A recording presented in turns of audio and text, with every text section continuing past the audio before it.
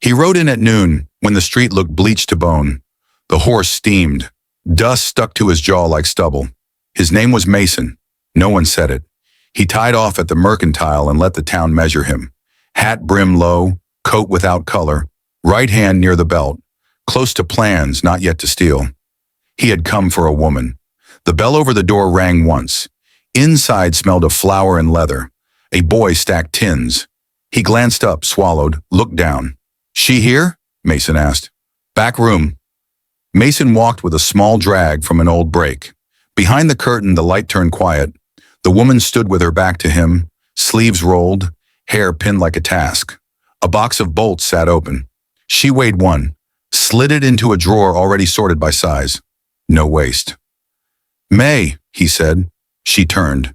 The desert had written itself on her face. Shade when there is any, wind when there isn't. A black band on her finger said enough. "Mason," she said. The voice had sand in it, not apology. He had not seen her since the funeral without a grave. Her husband left a rope mark and a rumor. Mason lost a herd, a brother, then the house that kept weather off. He put her name at the bottom of that column like a total. He looked at her hands. Not soft, not cruel, capable. He hated them for that. "You'll pay for this," he said. The words fell like rocks into a dry well. She smiled with one side of her mouth. Not joy, not fear. The clean curve of someone who had finished crying and gone back to work. "We'll see," she said. Silence widened. A fly bumped the window and forgot why. A dead clock watched. Mason set his hat brim down, the way men do when a room may take a while.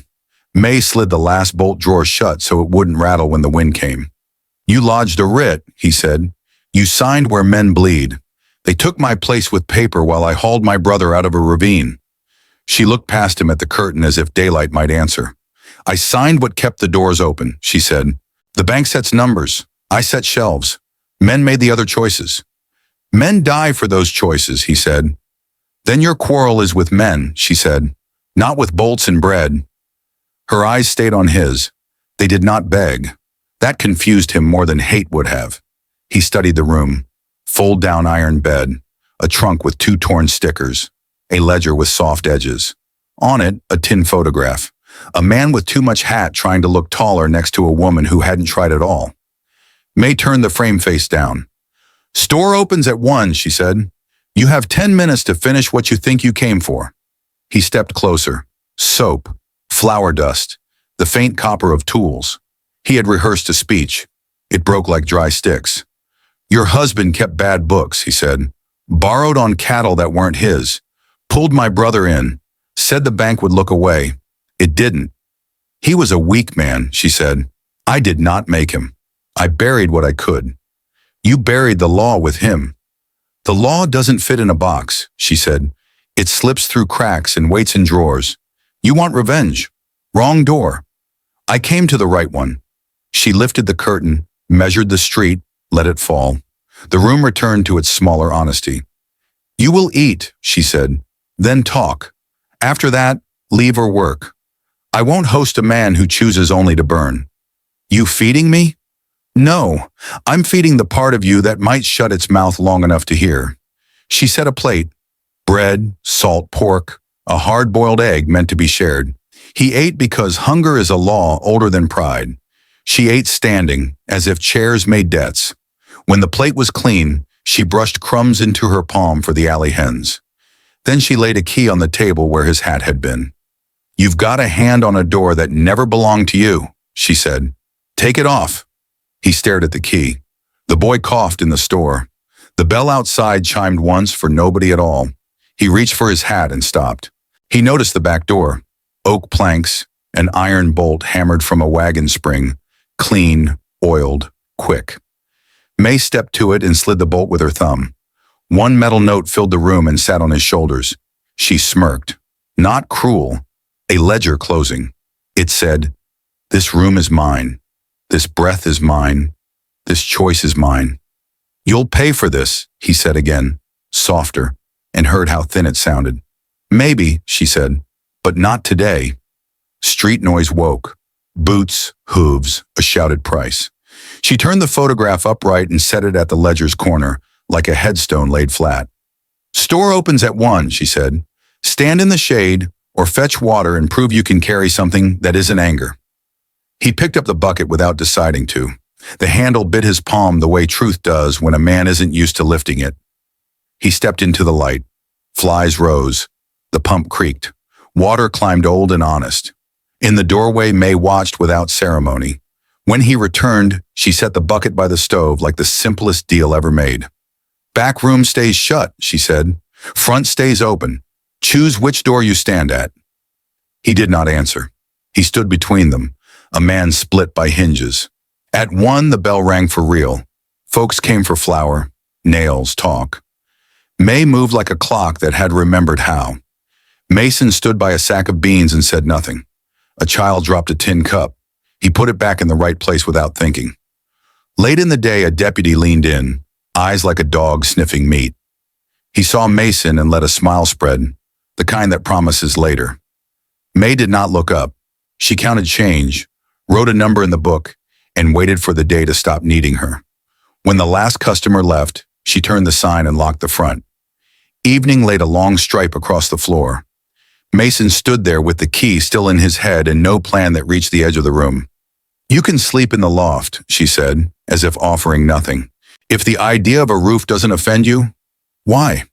"Because tomorrow needs 2 sets of hands," she said, "and because men who come to kill rarely help themselves by sleeping in the dust." He almost laughed, but the sound would not spend itself. He climbed the ladder. The loft smelled of hay and winters. Below, she moved a chair a thumb's width, so the room would be honest to itself. He lay on his back and watched the bolt lines shine in the last light like a scar already deciding to heal. Night settled in small layers.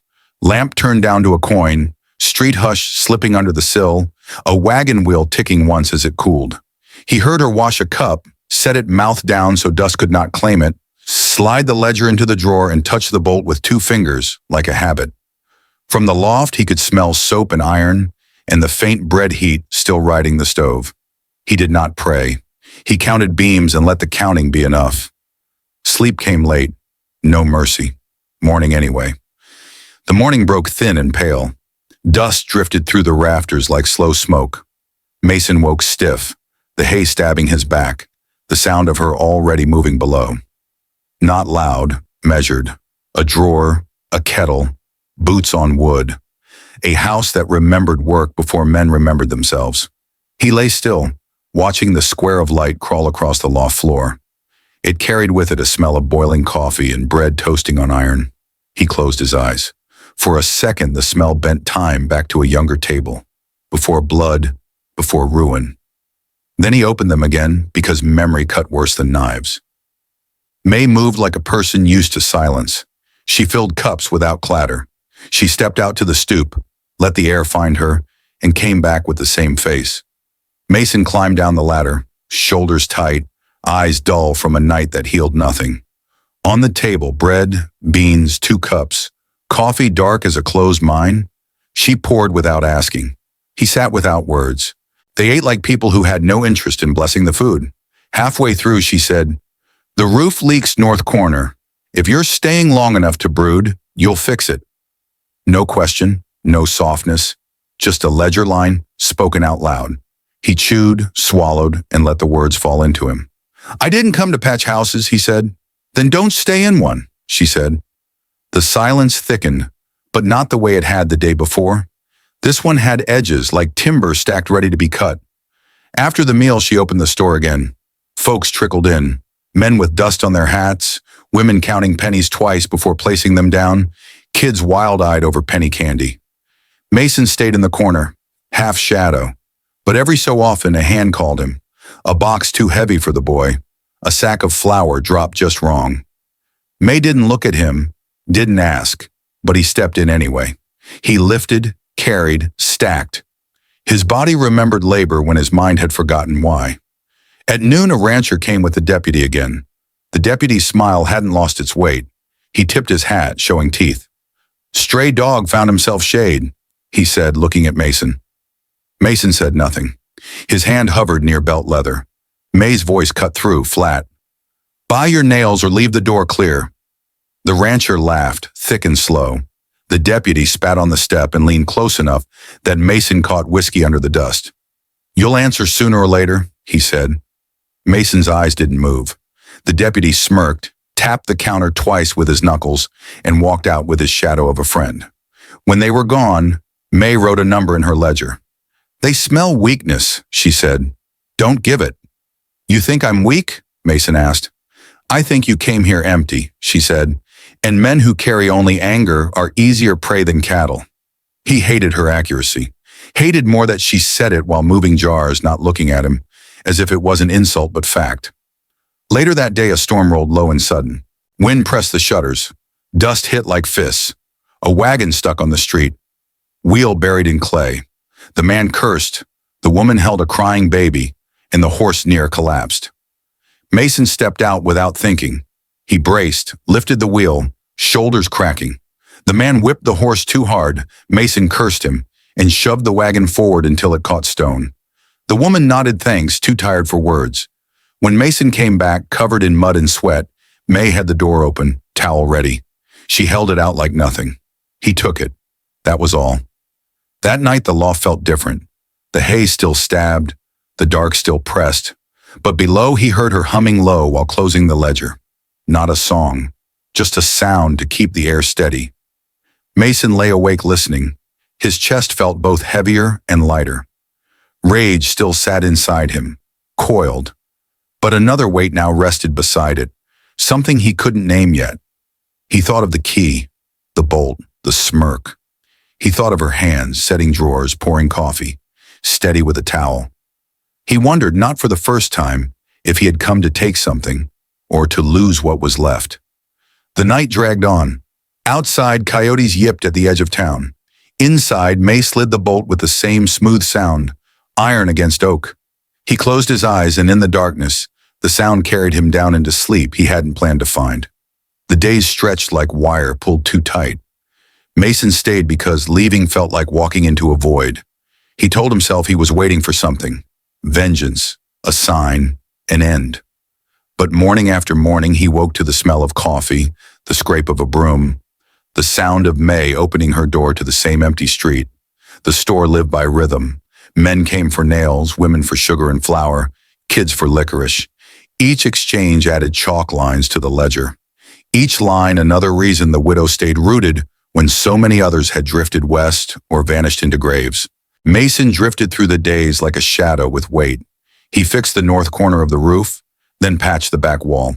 When a crate of canned peaches arrived too heavy for May to shift, he moved it with one arm. She didn't thank him. He didn't ask her to. One evening, as dusk fell red across the plains, he sat on the stoop. The horizon burned with dust, the sun sinking into the rim of the earth. May came out after closing, wiping her hands on her apron, face unreadable. "You still here?" she said, more statement than question. "Nowhere else," Mason replied. She studied him for a moment, then sat too, though a good foot away. The silence between them wasn't sharp anymore. It was a flat stretch of land, wide but crossable. After a while she said, "My husband built this store, put every nail in place himself, died 2 winters back. Fever." Mason didn't move. He let her words sit, heavy as iron. "I kept it open because closing felt like burying him twice," she added. Mason turned his eyes from the horizon to her. Her face was steady, but the skin around her eyes told of nights without sleep. "I buried mine once," he said quietly. "Still feels like it's not done." She didn't look at him, but the air between them shifted. 2 wounds recognized each other, not with words but with silence that didn't push away. Inside, a lantern burned low, throwing gold through the window. They sat there until the last light left the sky, 2 figures holding ground against the dark. The following morning, Trouble walked back through the door. The deputy again, alone this time, hat tipped low, hand resting where his revolver sat. "Morning," he said, though his tone mocked the word. May didn't return it. She simply set a tin of biscuits on the counter. "You've got yourself company," the deputy said, eyes fixed on Mason. "Funny thing, a man with his record showing up here, living quiet like a lamb. Word says you're not done with the past. Word says men still waiting for you." Mason's jaw clenched, hand tightening near his side. May's voice cut in, calm, precise. "This is a store. Buy or leave." The deputy smirked. "One day, widow, that stray will bring fire to your door." He turned, spat on the floorboards and left, boots grinding dirt. May exhaled, slow. "They'll test you," she said to Mason. "They'll regret it," Mason muttered.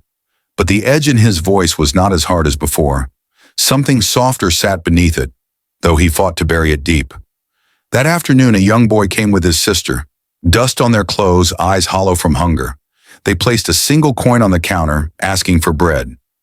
May handed them a loaf larger than the coin could buy.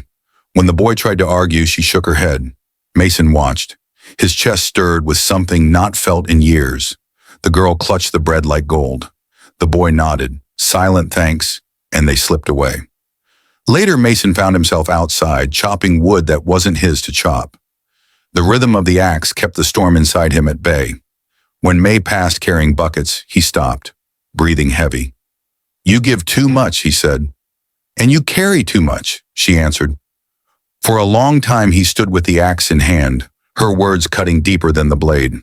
That night the bolt slid again. Same sound, iron on oak. Mason lay in the loft, staring at the beams above, realizing that sound no longer meant captivity. It meant boundary, choice. She locked the world out, and maybe him in, but not as prisoner, more like a man given shelter in a storm. He turned on the hay, restless. His fists had always known how to close, but now they twitched as if learning what it might mean to open.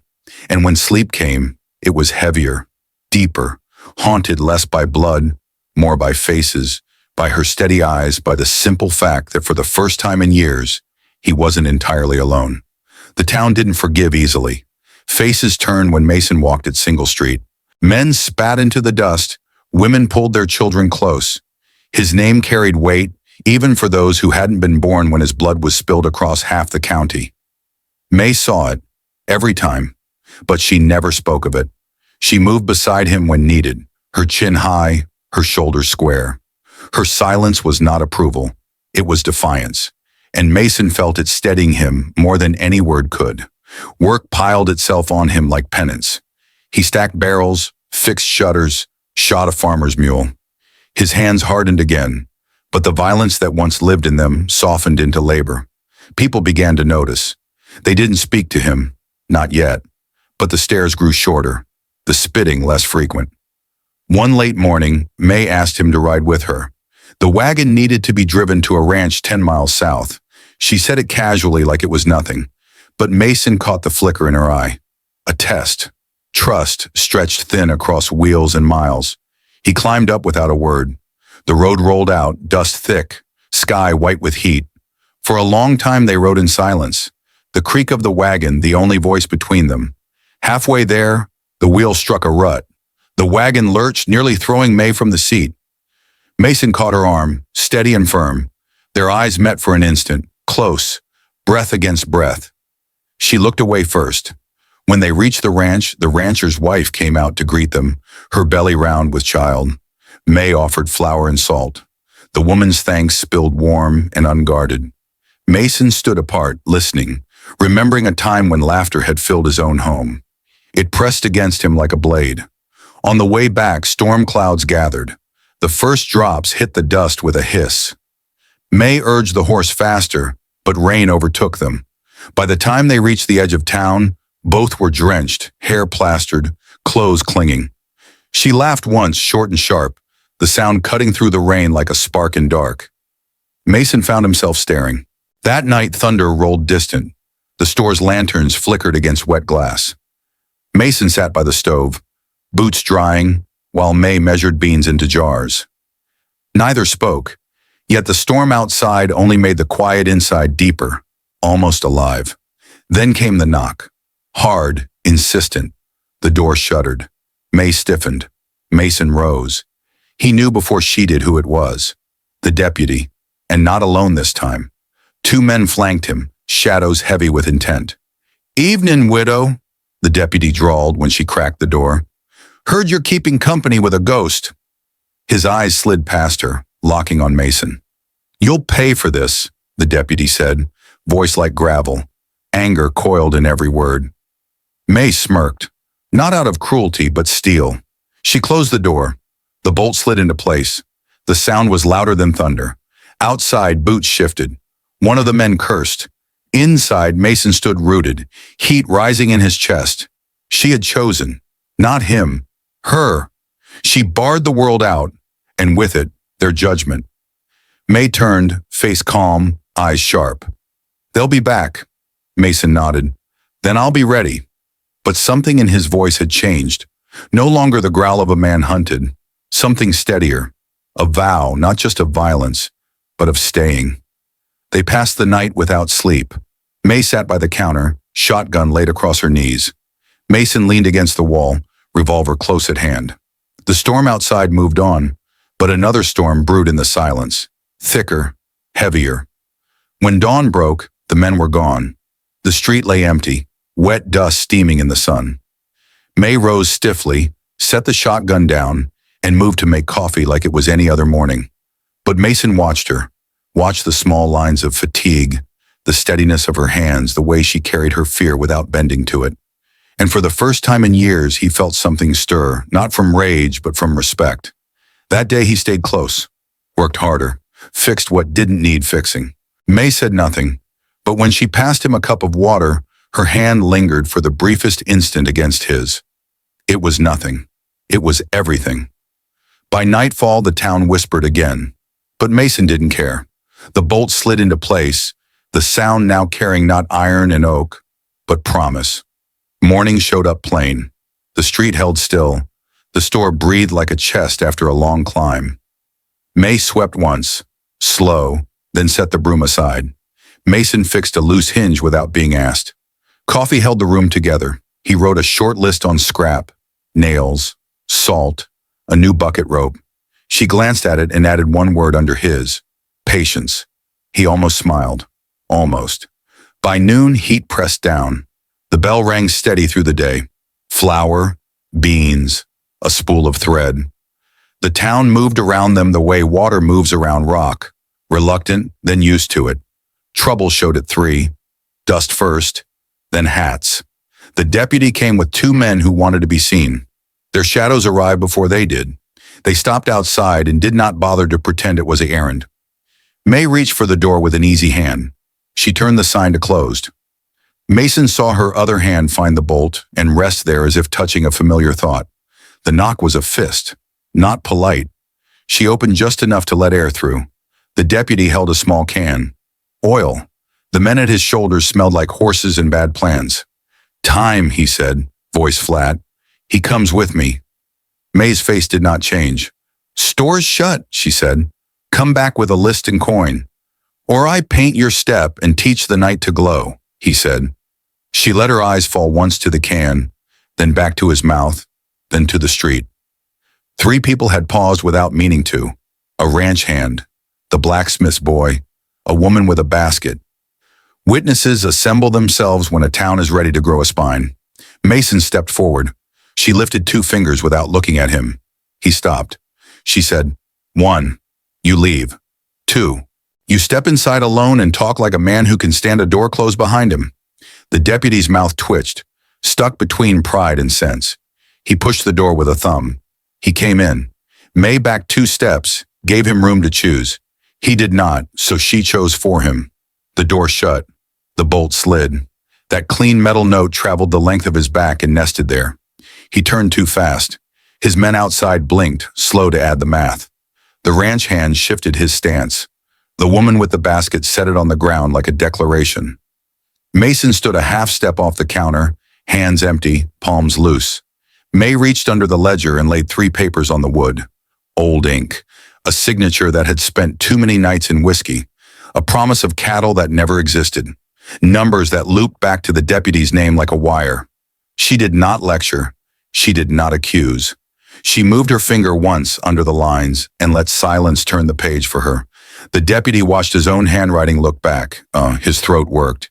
His right hand hung near the holster, not brave, just trained. Mason said nothing.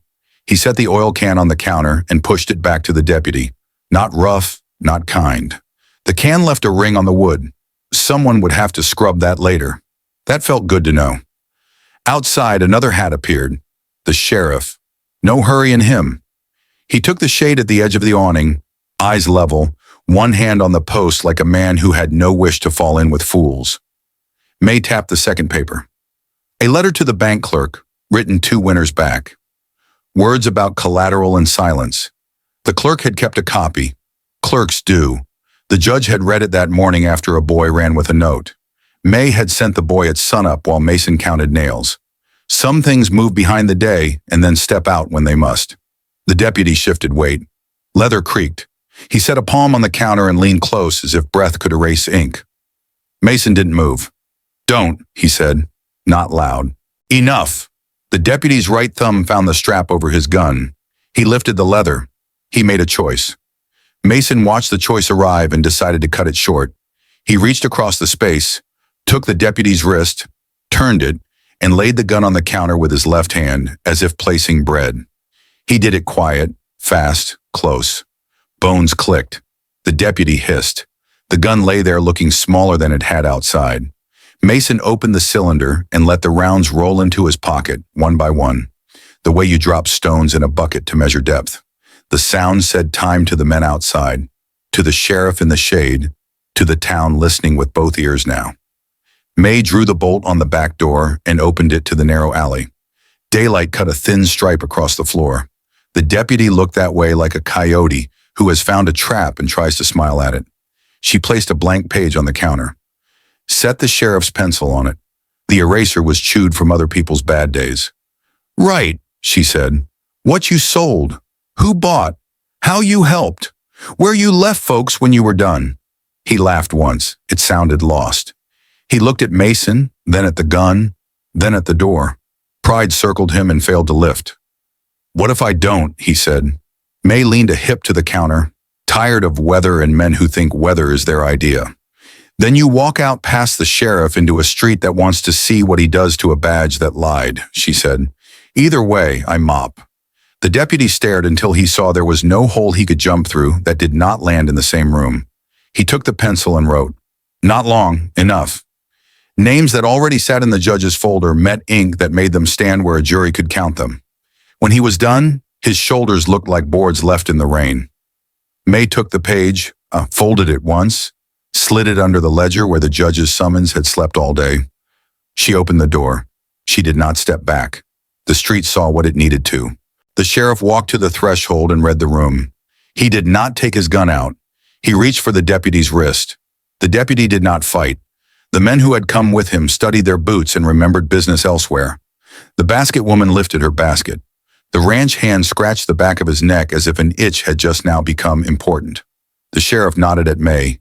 It was a thank you without decoration. He nodded at Mason. It said, "Good enough." He took the deputy along the boards like a man ushering a drunk away from a church door. May closed the door. The bolt slid. This time the sound settled lower, like a log set on the right place in the fire. They stood there a long breath. The room remembered how to be a store. The oil can still made its ring on the wood. Mason put a damp cloth over it. May moved the cloth a fraction to center it. He let that be the last word. Afternoon thinned out. 4 customers came and went. A 5th asked for sugar and lowered her voice to speak about rain. Mason hauled a sack that should have hurt his back and found it didn't. He watched May seal a paper twist with a lick and a pinch. Her hands were steady again. When the bell stopped meaning business and started meaning evening, she turned the sign. He flipped the chair the way he had seen her do. She counted the till with lips moving, but no sound. He put the last crate under the table where it belonged. Small order returned to small things. She lit the lamp. He set a cup on the counter.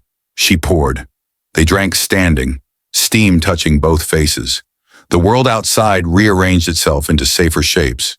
He fetched the tin box from the loft and set it on the counter. He opened it this time. Papers that had waited too long breathed.